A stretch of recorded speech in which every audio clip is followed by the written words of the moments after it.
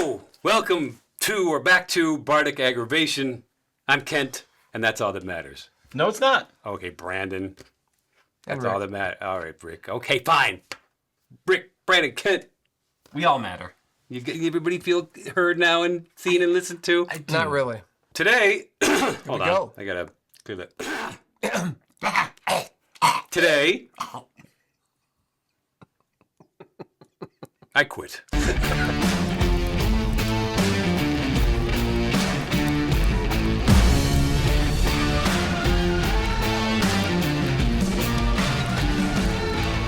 Today we're going to talk about D&D. Why it sucks and why that's okay. Well, it didn't used to suck. Did it not? It used to be amazing. Now it sucks. And that's okay. That's fine. Yeah, whatever. It sucks. I think a lot of people agree that D&D sucks now. Some people just don't want to let go, and some people don't agree. They think it's still great. So nobody's wrong and nobody's right. These are just opinions. This is an editorialized video of our editorialized opinions. We're going deep into the reasons why. We're not just making a D&D sucks video. So don't think that that's what this is going to be, even though it mostly is. But we have other points to make, so hang in there. Yes, come on. We're not going to ask you to like and subscribe right now because that'd be silly. What if you hate this video and now you're Oh like, my I gosh. like and subscribe? We're not those people. No, let's So- not do that.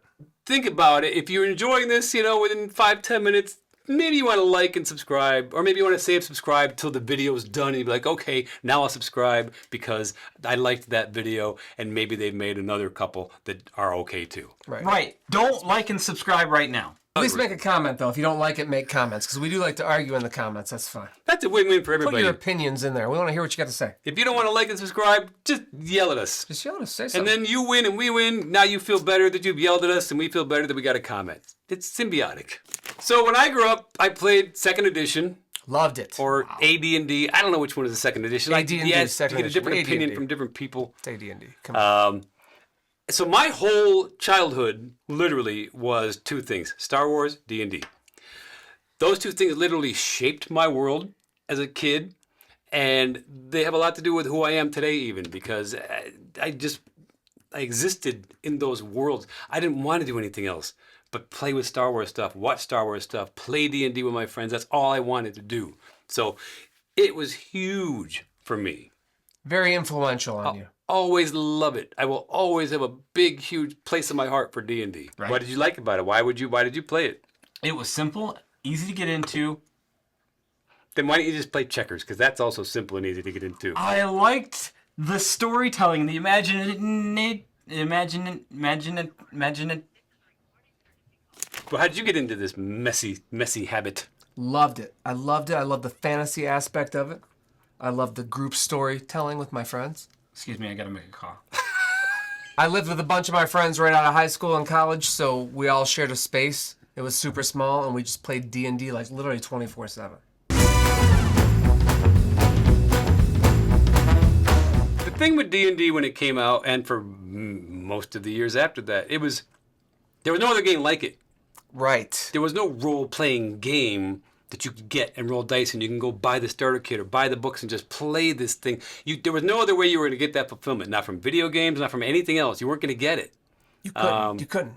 What Gary Gygax. Gary Gygax. What the founder did is he took what you were doing in your own bedroom with How does he know? with your Star Is he Wars Santa figures. Claus? No, with your Star Wars figures, and you're like setting them up and having this imaginary like thing with. He took that and made it a game for adults or kids to play. Like he made it cool to make. I wouldn't say he made it cool, because the cool part of it is it wasn't cool. It wasn't cool. Now that it's cool, it's almost like, well, now I got to find something else to do that people will make fun of. But you're exactly right. That's a very good point Brandon just made again. Wow. I think you've made 2 good points in 2 videos. That's amazing. I'm on a roll. But yes, when I played with my Star Wars stuff, I was telling stories. That's all I was doing. I made a soundtrack and I was telling stories with them, and I had the play sets and the things. And anyway, yes, then came out D&D, and it was like, I wasn't there when it first came out, but when I discovered it, Yes, it was like, now you can play this game with your friends. Because I never played my Star Wars action figures with my friends because they all did it wrong. D&D Your was like a imagination. secret, though. It was like something not everybody had. No, I know. And you had your own little... and you'd go with your friends into the basement, and you'd be bringing out your dice and all your little figures. You'd all get naked. Damn it! No, They no. take your clothes off. It was actually very much like Stranger Things when you watch that. It was the kids in the basement who were the nerds. Yes, Just it was having a very good much. time. For me, it was when E.T. When E.T. came out and they were playing D&D and that. I was like, We're- that's my life. So that was then. You know, it was great. And we still, when we got back as adults and we played it, it was like, wow, we're playing D&D again. It was so fun to do that until it wasn't. Until I started to go, this doesn't feel like the D&D I It played. became a chore playing 5e at some a point. chore. Yeah. And nothing was working the way it was, and I wasn't having fun. It seemed repetitive, and it was like, what's going on here? What happened? I guess I just outgrew it. But then I compared, I was like, no, I didn't. This is what's going on. 5e sucks. 5e sucks, yeah. 5e's a crap system. But it doesn't mean all D&D is crap. It's just a crap system. And here, we're going to go into the points of why that is and why that's okay, and we don't need to whine about it because you have options. It is what it is. Even within D&D, you have options. There we go.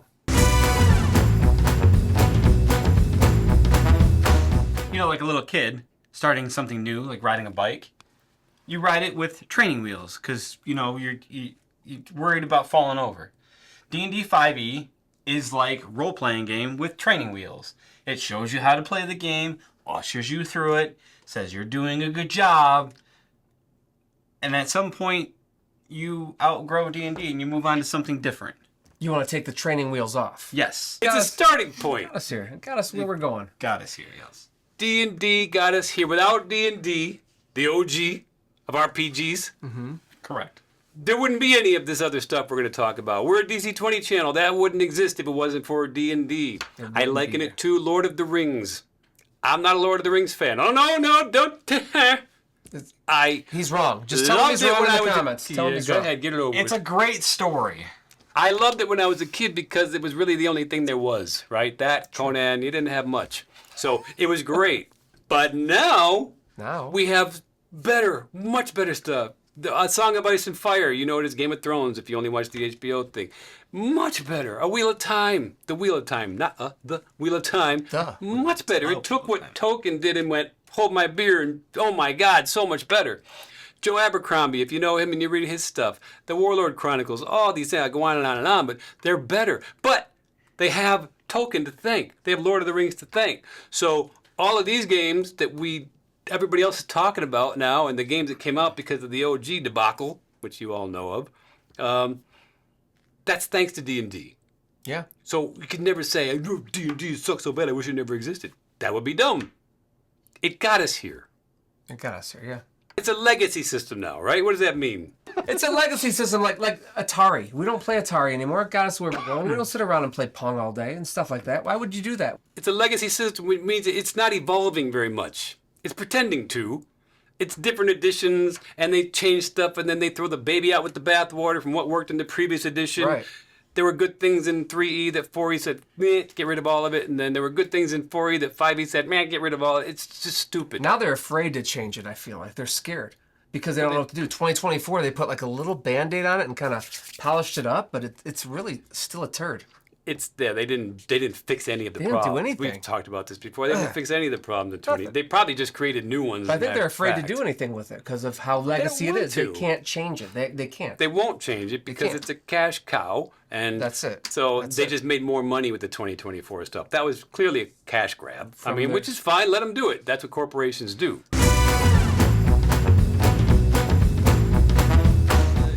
It got corporatized. Corporatized. What's the word, Brandon? Corporatized. But so yeah, when they bought it over because they're like, oh no, we got to save D&D, so let's give it to a corporation instead of people who are passionate gamers and wanted this Who loved experience it, to yeah. be. They had loved it too. You're right. So once a corporation gets a hold of something, it depends on what they get a hold of. Corporations can help improve certain things, cars maybe, things like that. But not ice cream, Ben and Jerry's. Oh. If you were a Ben and Jerry's fan when that first came out, it was great. Still tastes Incredible. good. Still the same amount.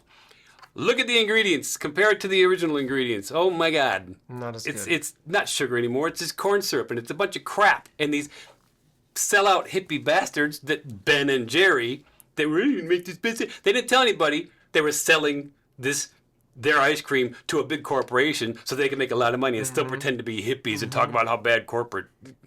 The corporation wrings everything out of it, right? Yeah. They want all the money they can get, so they're like squeezing D&D for every penny they can get. They're not dealing with humans anymore. They don't care. You're not humans to them. They don't care. We know this. Everybody knows this stuff. I'm not one of those. Whatever. It's corporate's going to do its thing. But you can choose not to go. All right, I'm not gonna deal with that Not going to corporation support because it anymore. now we have all these independent game, That's which the is what thing. D&D was. D&D was made by independent, passionate gamers. Yes. That's why we loved it. That's why it was so good. It's not that anymore. It's just not. So you got to let that go. But there are plenty of games in the D&D style and not the D&D style, just role-playing games that are still made by passionate, creative, independent people. For sure. And that brings us to our next point. Is the RPG market has evolved. Not only Immensely. can you go to your local game store like you used to have to. You can only go to only your go game there. store to get your D&D That was stuff. it, right. yeah. Now, because there's so many independents, you can go online and buy any kind of role-playing game you want. Sorry, I glitched. You can get PDFs of stuff. You don't even have to Yes. have books, No. right? It's so easy to get this stuff now. It's everywhere. It's everywhere. And also, before everywhere. there was the internet. Because my gosh. there was a world before the internet. Some of you might not know this. Inconceivable. Sorry to bust your Santa Claus bubble, but there was a world before the internet. So you didn't even hear about any other games, because there were other games besides D&D. Little, they were in some back alley thing, and you had to know the secret password, and you had to, oh my gosh, and bring some sacrifice, Right, because and you could play that game, right? And you heard about this game, and you'd be like, I want to. No, play D&D. All the cool kids are playing this one. So now with the internet, we know about all these games. Google it. Google RPGs. You're going to get a list of 100 different games. And if you like the sound of any of them or you want to get some reviews, you can just go buy it with another click. Go to Drive Thru RPG. Go to Amazon. They sell them. Get countless new games, and especially now that OG thing happened that everybody got so salty and butthurt about. Because why would a corporation do that? It's like that old joke where the scorpion wants to get across the water. Right. He's like, I'll give you a ride. You promise you won't hurt me? Sure. And then it stings him. He's like, why would you do that? I'm a scorpion. What do you expect me to do? That's okay, just what they do. so to expect a corporation to behave humanely, just stop it. Just stop that. It should be noted here that when you refer to the OG problem, you're referring to the OGL problem, the original gaming license. I don't have time to put that L on the end of it. I'm busy. So everybody's whining about that, and I understand why. That makes sense. But now look, this was great because we have all these new, innovative, exciting games. You can get that excitement back when you first started playing D&D, and you had that. Oh my gosh, this is so cool. You don't get that from D&D anymore. It's just a repetitive grind, and you're just going through the motions. But now you can get that feeling back by trying something like DC-20. There are so many games like that. So many. So many different Draw ones. Steel, the Shadow Dark, any of the Cthulhu stuff. They got Alien stuff. They got Star Wars stuff. They got everything you can think of. Borg. They got Steampunk, weird stuff. It's Borg. less rules, more rules, whatever you like. You can actually find that niche, right? Yeah, Pathfinder Pathfinder. too. Pathfinder is crazy. So you have these things because of that whole mess that a corporation made. And we should be thankful that happened. Thank you, Jeremy Crawford. For being an idiot. That's, absolutely. Yes, it's good that you're an idiot. You're And king you of know the that- idiots, that- and we're happy. That corporation will get rid of him in a second. Oh, he means nothing He's to them. nothing to them. DC-20 is run by a person Yeah. who's passionate about the game. And you can feel his passion when you watch his stuff. Yeah, if you've seen Dungeon Coach's Dungeon stuff, Coach. his channel, he was a home brewer. He was trying to fix Homebrewer. D&D himself, Yeah. which that's what you have to do with D&D these days. That brings us to our next is point. homebrew it. That's our next point, yeah. Yeah. How seamless. Seamless. It's magical. almost like we Yes. didn't even plan that. Right. We're doing pretty good. I didn't, actually.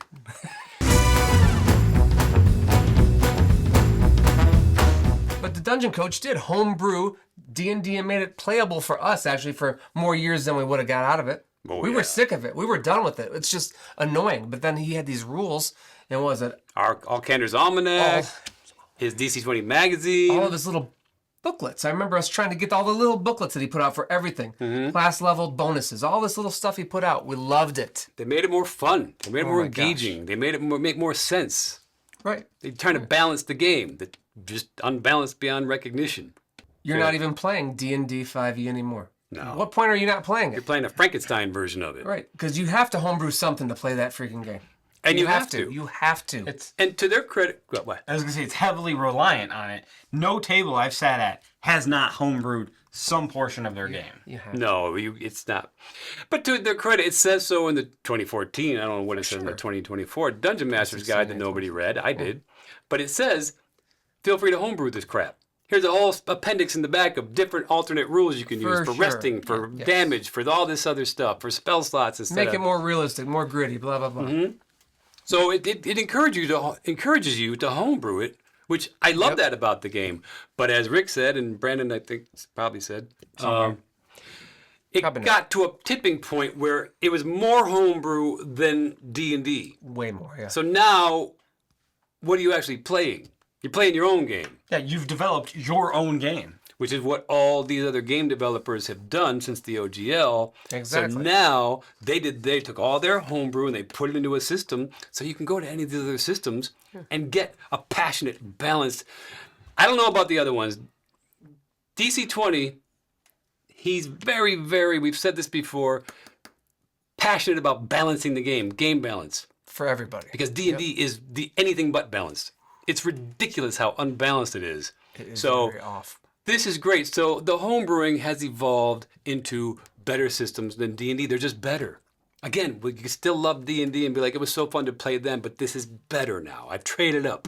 Is everybody still watching black and white movies and black and white television shows? Yes. No. You do it for nostalgia. Yeah.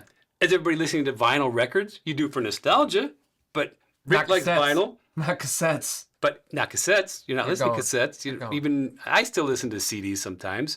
I don't even have a CD player. I don't either anymore, so I can't. So it's all MP3s, and that's what happened. One day, it's hard to fathom this, an MP3 is going to be an antique. And nobody's going to be you're still listening to MP3s? What's the matter with you, Grandpa? Yeah. So this is just the way it goes.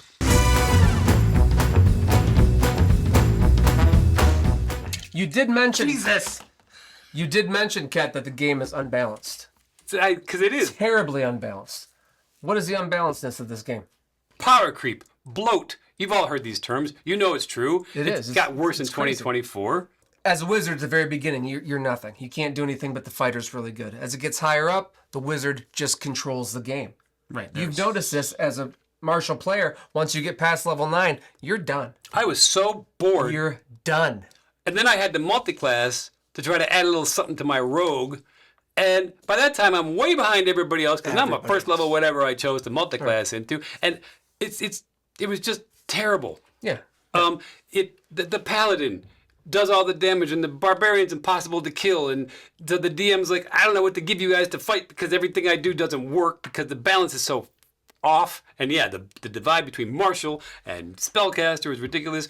DC-20 fixed that beautifully. We have videos on that. I'll put some cards up. You should check those out. We're going to have more coming, but it fixes it. Yeah, everything feels even in that. Really, it does. If you play a certain type of subclass, you only have one choice. Yeah.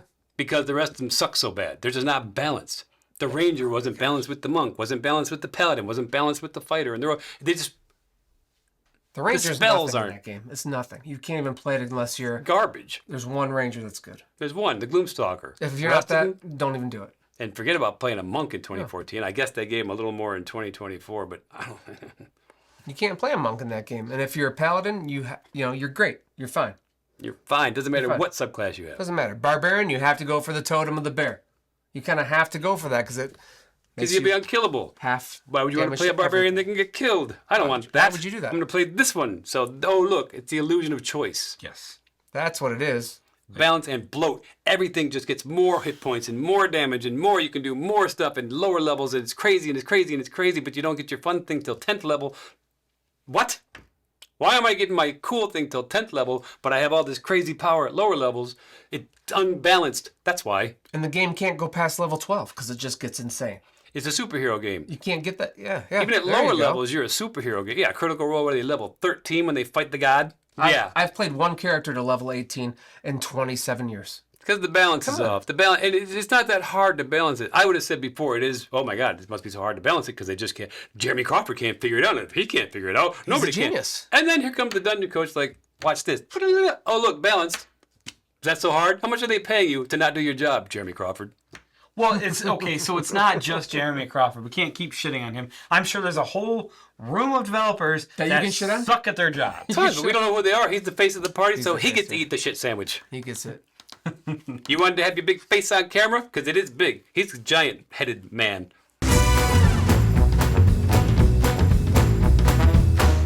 It encourages min-maxing, Oh my which gosh. is power gaming. Basically, it's just min-maxing it's power gaming. And it encourages it. So rather than becoming a creative role-playing game, it's about how do I optimize my character so I can do the most damage in one turn, in one round, and ha ha ha. That's fun for you? To just build a damage dealer every time you play? What's that? That's not telling a story. I have a small brain, and I can't comprehend min-maxing. I can't either. So I'd rather play out of the box and do crazy cool things that are fun and inventive, but they don't rely on just the rules to be the best at something. You pick stuff that makes sense for your character that you created, because that's what this is, right? You create a character which everybody loves doing, and then you can't wait to play this character and tell the story, but you've created a character who's just a damage machine. So you learn when you're watching these videos from the Dungeons and Dragon tube people, the tubers, tube dragons. Are we a tuber? We're not a D&D tuber. But so you learn these things, and that's how I learned. I guess this is what you do. So, if I'm going to play a swashbuckler rogue, these guys said to put this in this, put this into this skill, make sure you're taking this thing at this level, and don't take that. And if I'm playing a magic user, I need to take, okay, let me write down the list of spells my druid should have at level 1, level 2, level 3, and that's what I'm going to... That's no fun.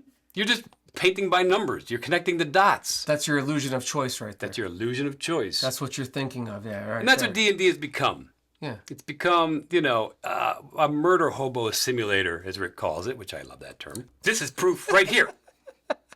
Brandon Show me proof. Let's plays D&D. No matter what character he Every day. plays, no matter what character. no matter what character he plays, it's a suicidal maniac. It's always on the front line, whether it's something in robes with a magic wand or with a little tiny you can step on. He's in the front, and he's jumping into poison rivers, and he's jumping off of cliffs, and he's falling into chasms after trying to get a bird egg, and who knows what he's doing. Just fucking Kenny from South Park. Oh my God, you killed Kenny. Kenny actually dies. He dies. Sometimes. But he comes back. Brandon's characters never do. They Never do because it's D&D. So it's impossible for characters to die in D&D. There's no risk. There's no sense of danger. It's a superhero game. It is. You have infinite lives. You can always come back because we've got heals and we got resurrections. Even at second level, I can revivify. And there's oh no, it's going to cost you $1,000 diamond. Oh, here's one. Heal your friend. Raise him from the dead. It's fine. So it's just become this video game mentality, I guess, where you do have infinite lives. I always say it's like playing poker with no money. I love poker. I love the thrill of it, and when your palms get sweaty because you're bluffing and you go all in to call that guy, and you're like hoping he'll bet off, and then you only have shit in your hand, so you just bet $20 buy-in, and $20 is a lot of money, and then that sucks, and then you put another 20 in because you're like, I'll get it back, and then maybe you get lucky, maybe it's fun. Those stakes. They're real stakes. They're not nothing. If he's like, my character may die when I do this, he'd probably think twice, but he knows it's not gonna. He knows he can do any of these things. He can jump off of 1,000-foot cliff and turn into a goldfish and turn into jelly, and Matt Mercer will say it's fine. He knows it because that's D&D. No stakes. No stakes in this game, though. And, yes, okay, people are going to say in the comments, and go ahead, let it out, I'll say it for you. Well, that's the DM's flaw, not the game's flaw. Maybe that's true. Maybe a DM could try really hard to make high stakes for a party of 5e players. Maybe they could do that. Why should they have to bend over backwards, throwing the kitchen sink and dropping moons on people, as Rick played one time with his barbarian, and sending armies of killer ant kobold people at them so they get overwhelmed? I mean, why would you have to? You got to ruin your game for that instead of having a nice balance. Yeah. Where there is risk and people should be afraid. What happens when you guys, in your game, you finally do encounter a dragon? Are you like, oh no, my character could die? You're like, no. I'm going to go up and kick the dragon right in the nuts. I do 5,000 points of damage with my boot of kicking, and then he breathes fire on you. Take 50 points of damage. I'm That's resistant. fine. Yeah. I still have 1,000. You just got fire breathed on you by a dragon, and you're fine. That's dumb. That's not an immersive game. That's not a role-playing scenario. You don't get breathed on by a dragon and go to McDonald's. You avoid a dragon. You try to leave the room. My If there's God. a dragon there, I would never. If I saw a dragon in real life, you'd be gone. You better be be stealthing. hiding. You better be, oh my God, and be clever. And you just Yes. go up there and start hacking away at a dragon. That's just silly. No, It's that's silliness. insane. That's insane.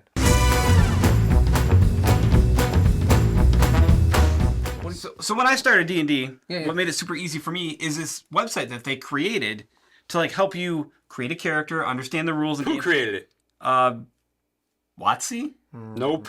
They bought Wrong. it. I knew you already misinformation. They created it. Somebody, an independent, passionate person created it. They just bought it. Oh yeah, Adam Bradford.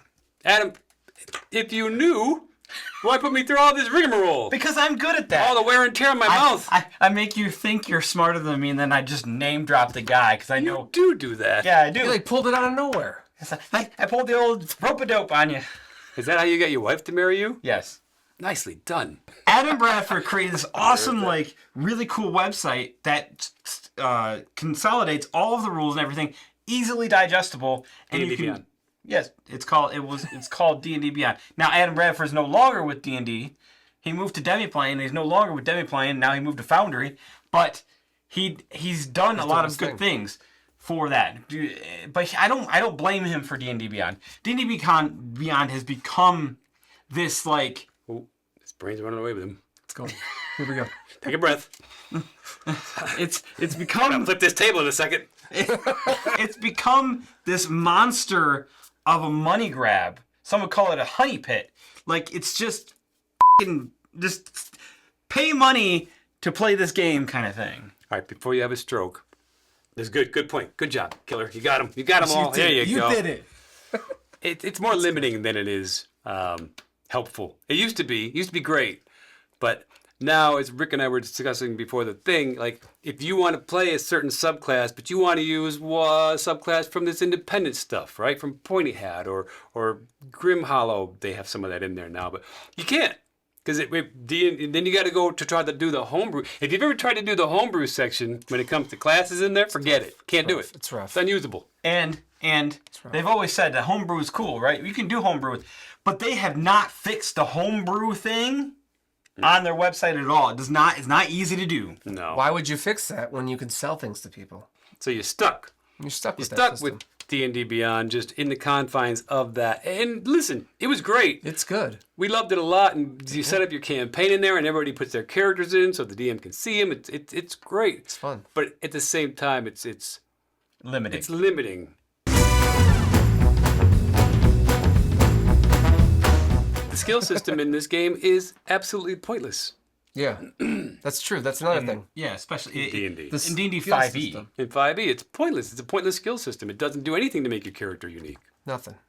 And Nothing. it just, here's another, you get a little plus on this roll. You get a plus on this roll. It's about just adding bonuses to your dice rolls. That's all it is.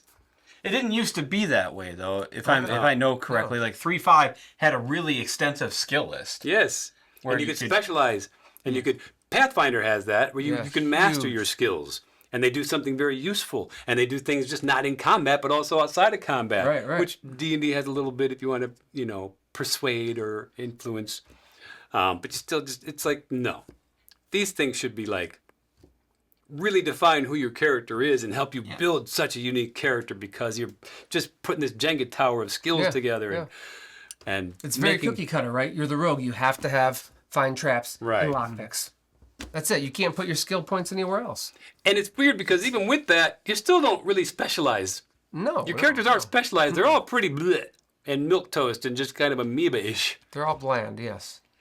And the It's like, skills well, are worth. They're anybody worth nothing. can. You can't use them for anything. No, At least in can't. DC 20, you Lockpick can- and stealth. Yeah, you're using them for skill challenges. You're using them for different things throughout the game. Skill challenges. Weird, huh? Because in combat, you're just basically using your combat skills, which there are a ton of in DC 20. Right. Not really in D&D at all. At all, to be At honest. all. At all. They're just basically just what weapon are you using, and then just roll the to hit, and then the damage. That's it.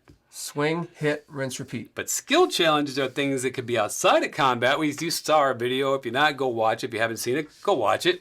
But it's you use these skills for all different parts of this adventure in this game. Yeah. So how are you going to use your cooking skill, your brewer's skill? How are you going to use your carpenter's skill? How are you going to use your break everything skill? Why is that okay, though? Because it's okay because, as everything we just said, it's okay because you have that for nostalgia. You can be grateful that, oh my gosh, D&D set this all up for me. I have all these great memories of D&D. And it entered, it's like you said, it's a gateway drug. It opened the door for RPGs. Right. And we all love RPGs, and we wouldn't be talking about it. You wouldn't be listening to it. And also talking about it yourselves. We love RPGs. We go to conventions. We love all this stuff. But we can thank D&D for that. For sure. It doesn't mean you got to keep sticking with the company, the game system that was bought by a corporation and is no longer recognizable in many ways to what it used to be. You can let it go. It's okay to outgrow it. It's okay to outgrow everything. Yeah. That's life, you're evolving and you're growing, and D&D didn't really evolve. It's just, it became a different thing altogether, a corporate video game thing. We've evolved, right? The RPG community has evolved. For sure. We want storytelling. They say they attribute that to the first Strahd, the Castle Ravenloft. Yes. Back in the, what was that, the Back in the late days, 80s? Yeah. When all of a sudden, when Tracy Hickman and Laura Branigan, who? Well, who wrote Ravenloft? Margaret Weiss, yeah. Margaret Weiss. Peggy Fleming. Peggy Lee. So that's kind of, they attribute, that to, all of a sudden people are like, well, wait a minute, this is kind of cool, and it's a story, and I'm not just hacking and slashing and taking treasure and resting. So that's kind of when that whole movement started, and now that's pretty much what it is. It got so big, not because 5e was so accessible, I'm sure that was part of it, but it got so big because people who loved the storytelling aspect and the role-playing aspect got involved. So now the quote-unquote cool kids started playing, which was a lot of people in Hollywood that were, models and sexy and these people that we, not me, but people, they look up to and they go, well, if they're playing D&D, I guess it's cool and I'll play it. Athletes playing it. Even Travis Willingham from Critical Role. He was just a football jock who also was a voice actor, but he felt a little self-conscious first, he said, playing D&D. And, look at him, having a ball, making millions of dollars. Having fun, yeah. Having fun. So, yes, it's evolved. And you can evolve with it. And that's what's happening right now in this whole RPG arena. It's just evolving. More storytelling. D&D doesn't really facilitate that. You can homebrew it to where it does, but what if you don't have to do so much twisting and bending and crunching and arm bending and knee twisting and... What if you don't have to do all that? Wow. Because these other games, they're easier to homebrew. You're always going to homebrew. I don't care what the system is. You're always going to homebrew it a little bit. Even DC-20, we're going to homebrew it somewhat. But we're not going to have to do it much because it's already built into the system. No. So you're not going to have to look much further than systems that are that customizable. D&D is not customizable. It's the illusion of choice, as we say. So yeah, let it go or keep playing it. It doesn't, look, if you love D&D the way it is, then why did you watch this video? What a waste of time. Just like you said earlier, you said it didn't feel fun anymore. No. And that's what happened. They took the fun out of the game for you. I would have stopped playing because I would have lost interest. I'd be like, yeah, I grew out of this. Let me go something else to do with my time, some other hobby. But luckily, for us, it was the dungeon coach. And other people too, but it was the dungeon coach that made us go, oh, this is much more. This is what I'm looking for. Mm-hmm. This is how I want to play the game. Yay, now I'm happy again. We're just letting you know you got options. We're not, again, if you love it the way it is, who can tell you you're wrong? I mean, we can. I knew that was You're wrong. I hope that helped. We hope that helped. I think they hoped that helped. I don't know. I didn't ask them. I don't care. Thank God for the OGL. Without the OGL, this wouldn't have happened. It's a blessing in disguise. All these companies would have been still kissing WotC's butt. Now they're out there doing their thing. Thank you, Dungeon Coach, for jumping on that. And everybody else, Paizo, everybody's making their own games. Even on Daggerheart. Why aren't you making a game? Yeah, you should make a game. Yeah, why didn't you do that? I don't have that. I can't make a game. Brandon's thigh or something. Brandon's thigh? Instead of Daggerheart, it'd be like Brandon's thigh. Like just something a little bit off, but different. Brandon's thigh? Yeah. Nobody wants to play that. No? No. OnlyFans says it does. Bye.